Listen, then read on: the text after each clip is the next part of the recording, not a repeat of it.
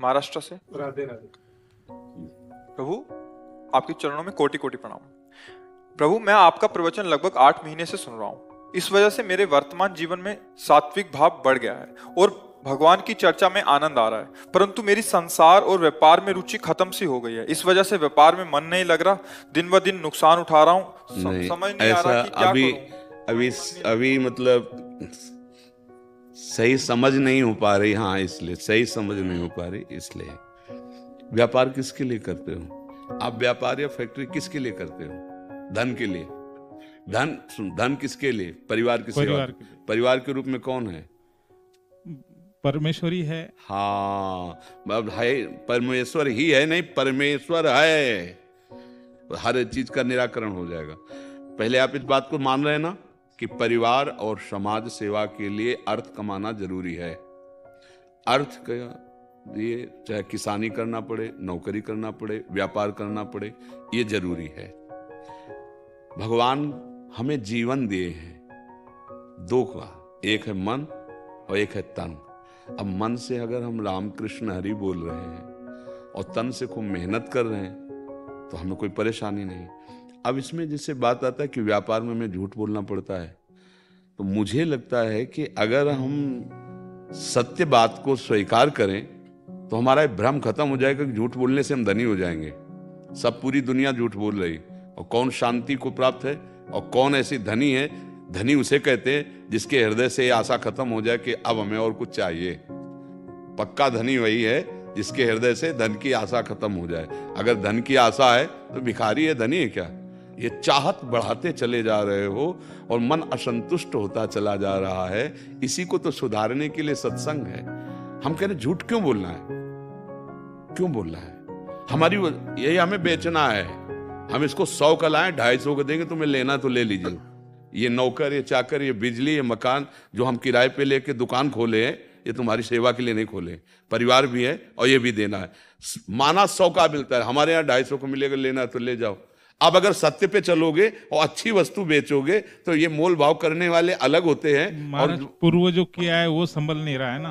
क्या जो अभी तक जो झूठ किया है, जो उसके लिए छोड़ दो। अहम त्वाम स्वरूपापेभ्यो मोक्षयिष्यामि मा शुचा अबलो नशानी अबनानुसेयो। अभी तक नहीं जानते थे, हमसे गलतियां होती गई, जानकर भी हम वास्तविक नहीं जानते थे। अब जान गए हैं, अब सावधान हो जाओ। अगर अब जग जाओगे ना तो पीछे का आग लगा देंगे भगवान। वो सर्व सामर्थ्यशाली है, वो भस्म कर देंगे। भगवान के शब्द हम बोल रहे हैं। अहम, भगवान कह रहे हैं सर्वधर्मान परित्यज्य माम एकम शरणम व्रज अहम त्वाम स्वरूपापेभ्यो मोक्षयिष्यामि मा शुचा। अब जैसे कुछ लोग कहते हैं हाँ तो इसका मतलब क्या है कि अच्छा जितना बड़ा पापी, हाँ बेटा है वो आ सकता है घर वापस, क्यों नहीं आ सकता? बेटा है, अगर वो भ्रमित हो गया है, बाजार में घूम रहा है कई रात्रियों से और वो गलत पे गलत करता चला जा रहा है, लेकिन जिस दिन लौटेगा तो घर में उसके लिए जगह है, क्योंकि उसका घर है, उसके बाप की वस्तु है। ऐसे ही भगवान हमारे हैं, हम भगवान के हैं। हम माया में भूल गए, भ्रमित हो गए, हमसे बहुत सी गलतियां हो गई। जब हम लौट कर कान पकड़ेंगे आके ना प्रभु के सामने, तो वो कह रहे हैं अहम त्वाम स्वरूपापेभ्यो मोक्षयिष्यामि मा शुचा। पर शाम के कान पकड़ा और सुबह से फिर वही शुरू, तो फिर वो करेंगे तो फिर भी कृपा करेंगे। उनका स्वभाव ही है कृपालु, पर वो दूसरी कृपा करेंगे, फिर कठोर कृपा करेंगे, और वो अपने लोग झेल नहीं सकते। जब वो कठोर कृपा करते हैं तो फिर त्राहिमाम मच जाता है। इसलिए अगर वास्तविक अपने से गलतियां हुई हैं और हम हृदय से स्वीकार कर लें कि हमसे गलतियां हुई हैं, और हम प्रयास ये करें कि हमसे गलती ना हो, फिर भी हो जाए तो कोई बात नहीं। समझना, हमारा प्रयास है कि अब गलती नहीं होगी, लेकिन पूर्वाभ्यास ब्रेक मारी पर अंगुल दो अंगुल तो पहिया घसीटी गया ना पूरा। चाहे ब्रेक में खड़े हो जाओ, रफ्तार से गाड़ी चल रही थी ना, अब धीरे धीरे उसको हम ब्रेक में लाए और एकदम ब्रेक मार दिया। एक रफ्तार में ब्रेक नहीं लगती है, उसको पहले धीरे में लाया जाता है। अगर रफ्तार में तो फिर गाड़ी पलट जाएगी। अच्छा, धीरे से कितना भी आप ब्रेक मारो तो इतना तो सरकी जाएगा। तो इतनी गुंजाइश तो रहती है कि आज के बाद हम कभी नहीं करेंगे, तो इतनी गुंजाइश उसमें कभी ऐसा हो सकता है। तो उसमें निराश नहीं होना। उसमें जैसे गिर गए हम तो हमें पड़े नहीं रहना, तुरंत फिर खड़े हुए और कमर कसी कि क्यों गिर गए, ये बात ध्यान देना है कि कौन सी त्रुटि हुई जिससे गिर गए। अब आगे से ये भी त्रुटि नहीं हो। अभ्यास अगर आपका ना करने का है और पूर्वाभ्यास बस हो जाता है, तो फिर प्रभु ऐसे कृपालु हैं कि वो अंदर की बात जानते हैं, फिर उसे दंड नहीं देते। अब ये है कि इस बात का बल लेकर पाप करे कि शाम के फिर बोल देंगे हे नाथ क्षमा कर दे हो, और सुबह से फिर वो नहीं होता, क्योंकि वो बहुत चतुर शिरोमणि, उनसे चालबाजी नहीं चलती है। वो कह रहे हैं मोई कपट छल छिद्र न भावा। तो अगर हम वास्तविक बुरे हैं तो हमारे पास है औषधि, हमारे भगवान का नाम, भगवान का रूप, भगवान का आश्रय। घोर वैश्यागामी, बड़े भारी चोर, हिंसक, ऐसे महात्मा बन गए, भगवान को प्राप्त हो गए, बड़े बड़े ब्रह्म ऋषियों की पदवी पे आ गए। तो आए ना, तो गलती तो हुई थी, पर भगवान की शरण में आ गए, इसलिए क्षमा हो गया और खूब भजन किया तो महात्मा बन गए, ब्रह्म स्वरूप बन गए।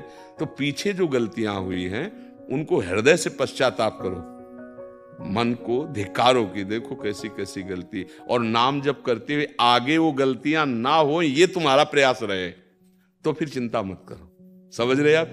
हाँ, भगवान बहुत कृपालु हैं।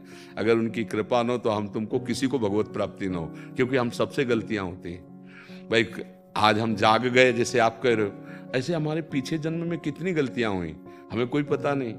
अच्छा, जब से हम जागे उसके पहले हमसे कितनी गलतियां सबकी है, सबकी। अब हमको सावधानी रखनी है, अब जहां तक हो सके। देखो कितनी कृपा सत्संग की कि आप अपने घर की गलतियों को ढूंढने लगे। पहले उनको गलती नहीं माना जाता था। सत्संग का प्रभाव देखो कि अब हमको बर्दाश्त नहीं हो रहा अपने घर में चोरों को रखना। जो चोर हमारे पुण्य, हमारा भजन नष्ट करने वाले हैं, अब यही कृपा सत्संग। एक एक ढूंढ ढूंढ करके गंदी बातें हृदय से निकाल दो, महात्मा हो गए। पैंट शर्ट में महात्मा हो गए। महात्मा का एक भेष होता है, अगर भेष है वो अंदर से महात्मा नहीं है तो कुछ लाभ नहीं मिला। वो अंदर से महात्मा है और भेष भी है, तब तो सोने पे सुगंध मानो। पर भेष नहीं हो, अंदर से महात्मा है, वो भगवान को प्राप्त हो जाएगा। और भेष है वो अंदर से गड़बड़ है तो भगवान को नहीं प्राप्त होगा। भगवान भेष देख के नहीं रिझते, भगवान अंदर का प्यार देखते हैं, प्यार देख के रिझते हैं। तो बस बहुत कृपा है, संभाल लो इसको। अब नाम जप करो और पीछे की चिंता मत करो ना, पीछे की चिंता। बहुत कृपालु भगवान है, बहुत कृपालु है।